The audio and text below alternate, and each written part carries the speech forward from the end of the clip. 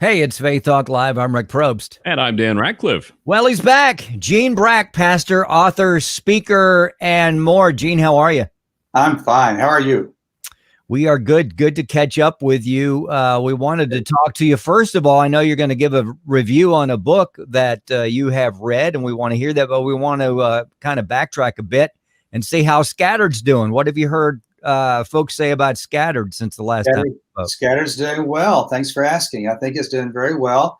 People are reading it. I have one friend, of course, that's read it, I think, twice, and it's her go-to book. And her husband is in, I forget what city they're in, but he's going through a lot of heart surgery, a lot of difficulties in his physical life. But she's using it a lot. I've had other people read it. We went to Louisiana and went to Lake Charles where they had all the hurricanes. And so one lady that I met at the funeral for my wife's brother said, I was reading it, but then it got rained on. So anyway, it's doing fine. I get good reports. I think it's interesting. I said it's a dry book. Next time she'll read it inside. Yes. You know, I think the roof leaked or blew off or whatever, you know. Uh-oh. Yeah. Yeah. That's how good it was. It blew the roof off. That's how good the book was. I'll use that, Dan. Yeah, that's a great endorsement for the next book. It'll blow your roof off. Literally. Who else can say that? Yes, I love it. We're talking with Gene Brack, and we want to talk to him about a book. It's called Atomic Habits, Tiny Changes, Remarkable Results from James Clear. And it also says an easy way to build good habits and break bad ones. And here we are, 2021, the beginning. A lot of folks want to do that, to break bad ones and just hang on to good ones.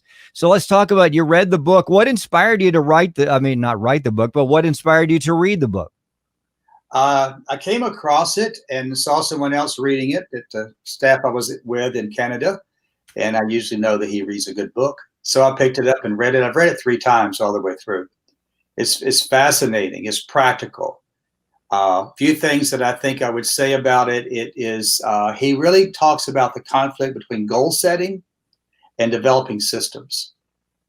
And the big difference there is we set a goal and we reach the goal and then we're done with it. Whereas with a system, it's going to be a continual part of our life. So I found that really, really valuable.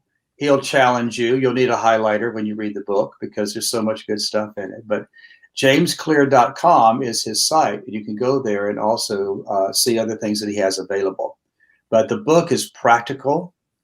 I think it's great for renewing your mind, changing your behaviors, all those kind of things. And we can go really deep into that. But I just found it a great read.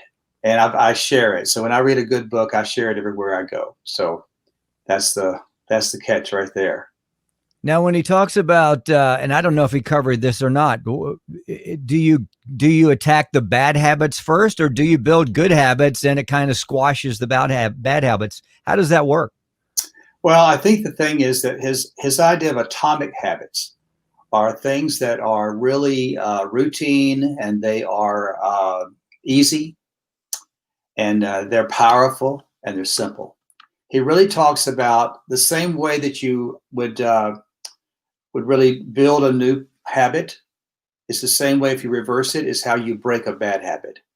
So it's more about, you could start any way you want to, but the thing that I really got from it, guys, was this whole idea of identity-based habits. So let me just share that with you and then let's talk about it, okay? Yeah, so sure. Identity means that I've decided to take on the identity of someone who is a lifelong learner. So I want to develop the habits that a lifelong learner has. So I'm not trying to set a goal with a deadline. I'm trying to change the way that I systematically think and deal with life. So that was our goal a couple of years ago, way before I read the book. But we go away every day and read for an hour at a coffee shop. And that reading has become a habit. It's a life-giving habit. But then we have a better conversation with ourselves and other people because we have new information. So reading is a real key there. I'll tell you one other thing that he did to break a bad habit that he shares in the book. James Clear says that he had a problem staying off of social media. And while he was writing this book, he had his assistant change his passwords for all of his social media every Monday and not send them back to him until Friday. Oh, wow. Is that a practical thing? Yeah. So Yeah, really. you want to be a person who writes books, then you're going to have that way to turn that off and to really focus on what you need to focus on. But I found the book fascinating. I can tell you a couple other things real quick. A 2-minute rule. He talks about a guy who wanted to become fit. So he wanted to be a person who was healthy. So he went to the fitness center and sat in the parking lot for a few minutes every day for a long time. Never went in, just developed the habit of showing up. And once he did that, then eventually he went in, did a few reps and left. And then today, of course, he's lost the 100 pounds he wanted to lose, but the 100 pounds was like a goal. So that's not going to help you. It's the system that he developed of thinking of himself as a healthy person. And therefore, what are the habits of a healthy person? Is that making sense to you guys? Yes. Yeah, it makes a lot of sense. It changes the way you approach change, period. Yeah, and it's so different than just saying, okay, I want to lose 100 pounds, because after about 3 days, you're not going to stay in that habit, most likely. No. That's an interesting way to do it, I think. I think it's a better way. I think it's even more scriptural. I don't know that he's a Christian author, but he certainly laid out some things that I think would be revolutionary if they were taught in the church, because I think people would really get them. And it's practical. It gives you some cool ways to stack your habits. You have a routine in the morning, you get up and you do a certain amount of things. And if you want to, you could just insert another habit in the middle of that momentum you have every day. It's another idea that he has as well. But mastering the habit of showing up, think about that, guys. Master the habit of showing up and do that for 2 minutes and let that thing grow. So I think it's an excellent book. I highly, highly, highly recommend it. Wouldn't it be great if that's all it took was just showing up in the parking lot for 2 minutes a day, and then you would lose 100 pounds? I think that would be great. Just sitting in a parking lot for 2 minutes a day. I wish it was that easy, but that's a great way to get it started, though. I like to that. get it started, you have to find a starting place. So that was the whole idea there. So it was pretty cool. I think, too, that the resetting the room is another piece that I picked up on as well. I'm going through the Gospel of John. And I do that here in the room I'm sitting in right now. So normally this desk, I have my computer sitting on top of a Strong's Concordance. So it's up raised a little bit. And then in front of my computer, laying flat, is my Bible. It's open to John. It's the only Bible I use for that study. It stays right here. So whenever I walk in the room, I see that the chair that usually is sitting here is the most comfortable chair that I really, really like. So I've created an atmosphere that's conducive and enticing. It's attractive. I want to go sit in that chair. So the act of showing up by just sitting in the chair sets me up to follow through with the habit of going ahead and studying the Gospel of John. So this room is right off. This is a spare bedroom, and it has a bathroom. It's the bathroom that I use. Every time I walk out of that bathroom, I see the habit setting that I want to sit down in and then follow through in. So making your habits attractive is one of his principles. That's a big, big deal. Make them obvious. I think the other thing is to make them easy and make them satisfying. So he has so many key points in this book that I think you'd find great, big help. A lot of different issues in life. If you want to be a person, I'm working on being a patient person. I know you guys are all patient, right? Yes. Yes, of course you are. And good liars. Yeah. Ask my family that. Yeah. So where are we the most impatient? For me, it's driving. Me too. So I'm doing a thing now. I've been saying I'm committed to patience as one of the fruit of the Spirit. That's what started about a month ago. I don't know what that means yet, a month ago. But now I get in my car and I say to myself out loud and to my wife, who then laughs, I am a patient driver. And it's working. Every time I think I want to just cut somebody off or, say something to somebody that I don't know, I think, oh, yes, but I am a patient driver. And that's not a habit of a patient driver. So again, it's the identity. I want to see myself as a patient driver. If I could be patient as driving in the traffic in Little Rock, I could be patient everywhere. Try it in Atlanta. Yeah.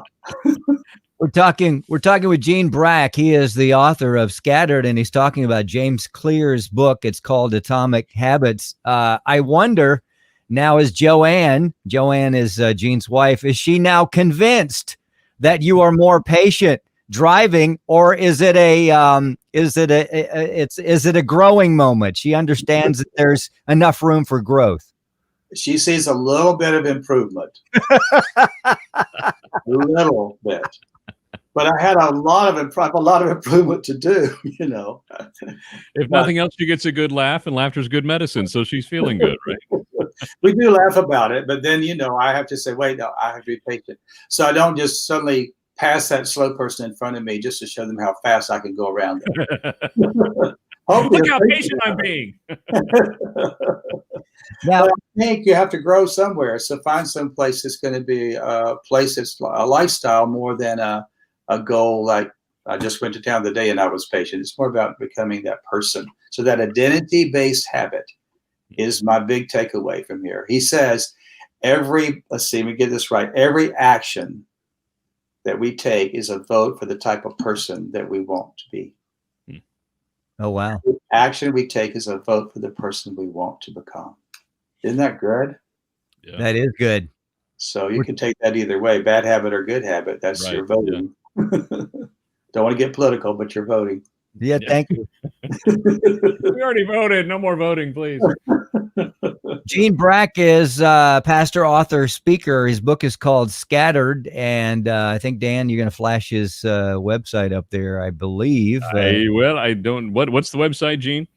GeneBrackNow.com. Gene Brack now. It's kind of hard. I don't know if I can make that happen or not. Complicated, isn't it? There it is. He's a magician on the side, by the way. Just want to let you know that. Well, he has a system. Real quick, Gene, before we have to go to a break, what are you reading now that you can talk about later on in a month or so? I am reading a book about the first 3 centuries of Christianity. Wow. And it's called Resilient Faith. And I don't recall the name of the author, but that's what I'm reading right now. And I'm probably going to reread a couple of books. If we continue to do this, I'm just looking at books. My goal, is to have 30 to 40 books that I want to read and reread for the rest of my life. So this is definitely one of them that we're talking about, Atomic Habits. Others are called Resilience by Eric Greichens. And so I'll probably reread that. Spark and Grind by Eric Wall. And probably T.D. Jakes' book, Instincts. But I just finished reading Thomas Jefferson's biography. I probably have read about 4 or 5 books in the last 6 months easily that are 400, 500-page books. But I'm reading faster than I used to, for sure. I'm developing that skill set. And I take notes on all the books I read, too. So I was going to ask you. With Gene Brack. That's what we'll call it. Yeah. I was going to ask you, but you kind of answered the question before I asked. I was wondering if you listen to audiobooks at all, but it sounds like you're reading the old-fashioned way, the paper, and taking the notes. And that's just, one is you want to do that, and 2, that's building something in you. Well, my system is basically, as I'm reading, I underline, and then I go back and highlight the best of the underlining. And I also write in the back flap of a book. So in the back flap of a book, I'm looking for one I have in my hand right here. For example, this is Spark and Grind. And so if you look in the back of it, you can see I've written all this stuff in here. Okay? Wow. So that way I can reread the book in 4 different ways.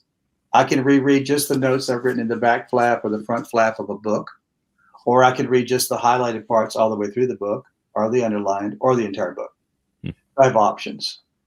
But books that I want to read and reread are books that are really beneficial to me and that I constantly want to talk about.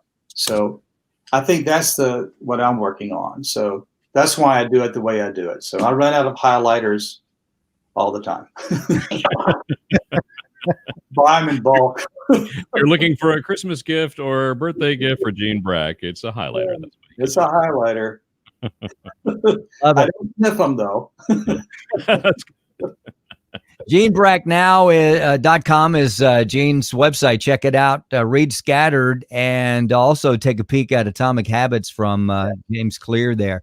Go to his website, jamesclear.com. Gene, we appreciate your time. We'll talk to you in a month or so, and we'll see. We'll pick your brain about the. I find that fascinating. The first 3 centuries of Christianity. Yes. I would love to talk about some of that. We'll do that. Let's take a break. We'll be right back. I'm Rick Probst. And I'm Dan Ratcliffe. This is